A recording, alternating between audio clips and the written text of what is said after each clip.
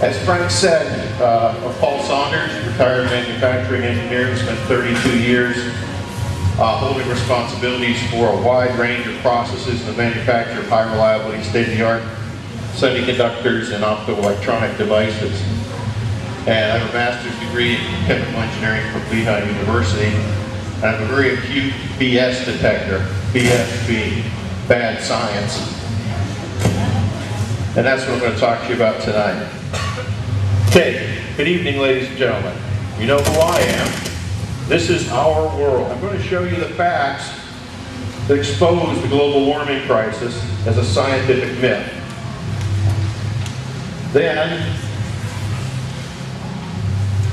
Dr. John Lewis is going to jump in and take over to show you how environmentalism and the cap and trade bill will cause gross violations of your individual rights. Now here's tonight's agenda. Dr. Lewis is going to cover cap and trade, the government's invasion of your life, violating of your rights, how cap and trade kills prosperity, and the alarmist political program, which is slavery. What I'm going to do first is give you the proof behind each of these four statements. So you don't have to know a lot. You're going to have to know these four things when you leave here. These are the key points. The claim of a scientific consensus on the global warming crisis is a lie. The world's top scientists in the fields of climatology, glaciology, paleoclimatology, etc., are on the other side. They are skeptical of this crisis. Second, I'm going to talk about the bogus science behind the global warming crisis, the four legs of the stool, I call them. Third, I'm going to talk about how nature changes global temperature, not man, and I'm going to show you that information back 500 million years. And the last thing I'll do, and even throughout the talk, is refute some of these common alarmist claims. Starting right now with this one. Greenland is rapidly melting. Florida is going to drown. In fact, Greenland was not melting from 1942 to 1992, and it's not melting today. How do I know? Here's how I know. This is a P-38 fighter plane from World War II. The time of the picture on the left is 1942, when a squadron of these planes on their way to England encountered bad weather. Had to turn back, crashed, ran out of fuel, crash landed on the top of the Greenland ice sheet. They were located in this southeastern corner where the warming is supposed to be taking place on the coast. Well, some of the pilots from that crash landing got a wealthy backer, and in 1992, 50 years later, they went back to Greenland to get their planes back. Figured they'd dust them off, bring them on a boat, take them home. Well, they got a surprise. Oops, they had to, wrong hand. They had to dig down with a steam drill, a 4-foot diameter hole, shaft here, through 268 feet of solid Greenland ice to find their airplanes. And then they took them apart, brought them out from the hole. So 5 feet of ice had gathered on top of these airplanes during the 50 years. Every year for the 50 years they were sitting there waiting for recovery. And this is the Glacier Girl, after she's fully restored and flyable a few years after being disassembled and brought up from under the Greenland ice.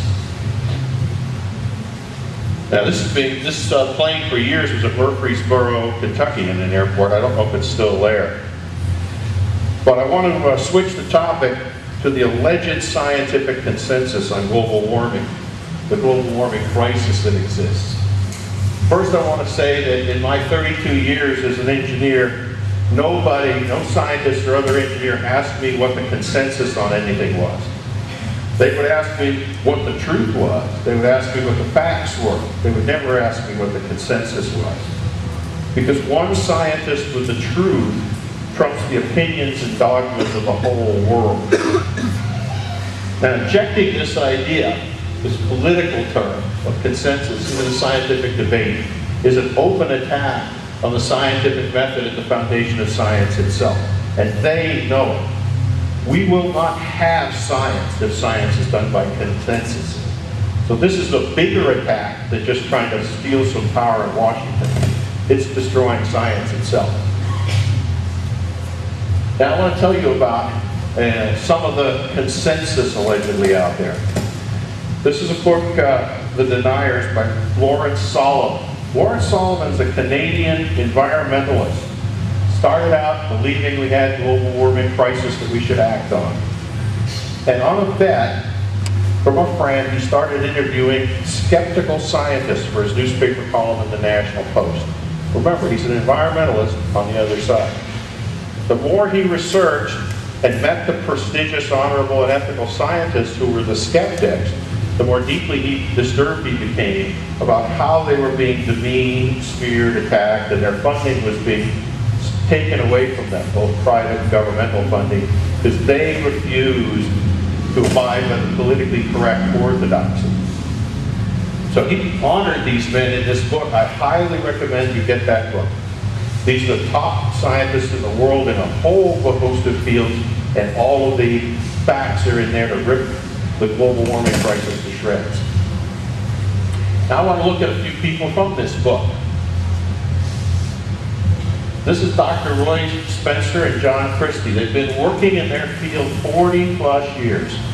They are the fathers of the NASA's Satellite Global Temperature Measurement System, which is the only valid temperature measurements out there.